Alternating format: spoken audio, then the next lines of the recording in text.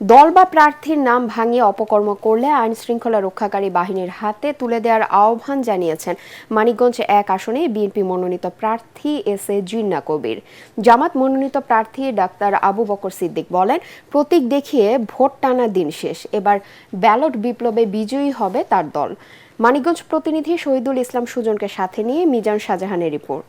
ভূমিকম্প সহনীয় most durable দেশের প্রথম থার্মেক্স রড সালাম স্টিল। সালাম স্টিল বোঝে ডিউরেবিলিটি। সালাম স্টিল, মোস্ট ডিউরেবল স্টিল। শিবালয়, দৌলতপুর ও ঘিওর নিয়ে সংসদীয় আসন মানিকগঞ্জ ১ গঠিত। এই আসনের বিশাল অংশ জুড়ে পদ্মা ও যমুনা নদীর অবস্থান।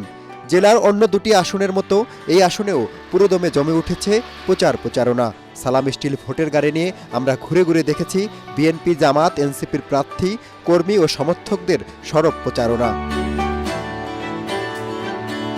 বিএনপির প্রার্থী এস.এ. জিন্নাহ কবির বলেন, দুর্নীতির বিরুদ্ধে জিরো টলারেন্স নীতিতে বিশ্বাসী তার দল।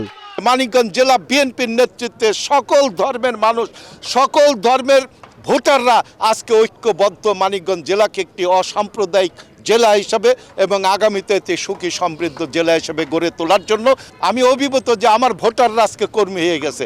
জয়ের ব্যাপারে শতভাগ আশাবাদী জামাতের প্রার্থী আবু বকর সিদ্দিক। যদি আমি নির্বাচিত হতে পারি, বাংলাদেশ জামাত ইসলাম ক্ষমতায় আসে, তাহলে আমরা যমুনার পাড় থেকে হরিরামপুর এবং আমাদের দৌলতপুর টোটাল এরিয়াটাকে আমরা স্থায়ী একটা বেড়িবাঁধের ব্যবস্থা করব এবং সেই বেড়িবাঁধ হবে সার্ট দিয়ে বিভিন্ন রেস্টুরেন্ট থাকবে, একটা পর্যটন নগরী হিসাবে গড়ে তুলব। ঢাকার পাশের জেলা হলেও শিল্প নগরী হয়ে উঠতে না পারার আক্ষেপ আছে মানিকগঞ্জবাসীর। যদিও জাতীয় পার্টি থেকে শুরু করে বিএনপি ও আওয়ামী লীগ আমলে মন্ত্রী, চিফ হুইপ পেয়েছেন এ জেলার বাসিন্দারা।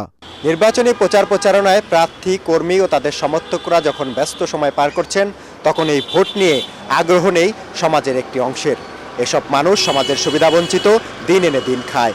তাদের বেশিরভাগেরই বসবাস এই মানিকগঞ্জের পদ্মা ও যমুনার চরাঞ্চলে। সচেতন মহল বলছেন, এসব সুবিধাবঞ্চিত মানুষদের নিয়ে ভাবার সময় এসেছে। মিজান শাহজাহান, এটিএন বাংলা, মানিকগঞ্জ।